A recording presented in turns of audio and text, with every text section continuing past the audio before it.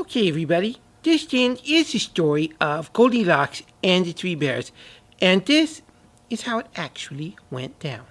Alright, so, once upon a time, there were three bears, as I'm sure you've heard before, and there's a father bear, and a mother bear, and a baby bear, yeah.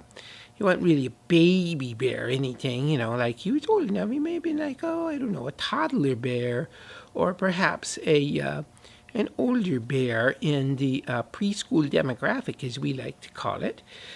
And so, one day, there was porridge, and they were looking at it, and they were like, yeah, we don't like porridge all that much. Why are we eating porridge? And Goldilocks comes along, and she comes in the door and goes, oh, I'm lost and hungry, and I really like porridge, really a lot. And, oh, look, somebody left these 3 bowls of porridge here. And the bears, just look at her, right?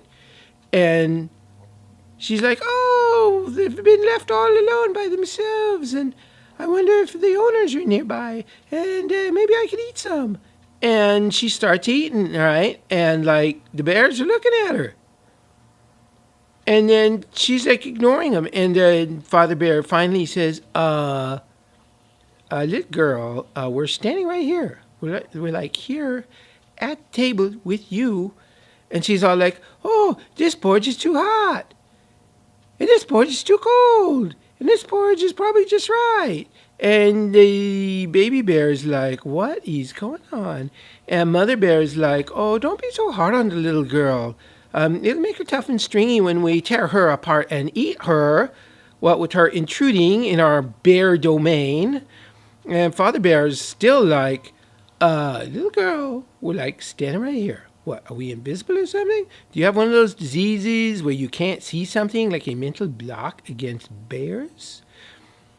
And then, she eats the porridge and they don't know what to do. I mean, they probably want to eat her or something or tear her apart. Bears really don't eat people very often unless they're very, very annoyed by people. So listen, don't annoy bears. And if you happen across bears who happen to live in a split-level 3-bedroom home, yeah, you probably don't want to be annoying them too much. And Goldilocks was not aware of this, and it never even occurred to her. And after she ate the porridge, and the bears are just staring at her, and she goes upstairs, and they all watch her go upstairs, and they're dumbfounded. I mean, they are staring what was that? And then Goldilocks is upstairs, and she goes, oh, 3 little beds.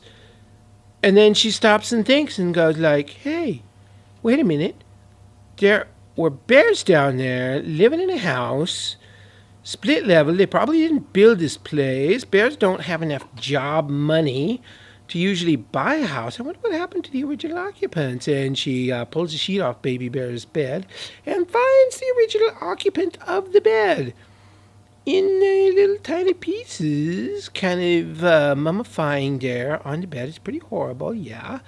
And she realizes right then the mistake that she has made, and she's bolting for the door, right? But there's bears, and they're they've pulled themselves together, and they're thinking yeah, this looks way better than porridge.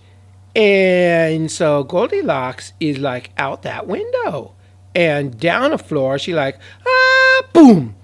But she doesn't stop there. I think she had sprained an ankle or something, but that didn't stop her. So she kept running and running until finally she found the safety of a gingerbread house with a little old lady. And I don't want to even go there, but she never came back to the bear's house again. And that's my story. Thank you.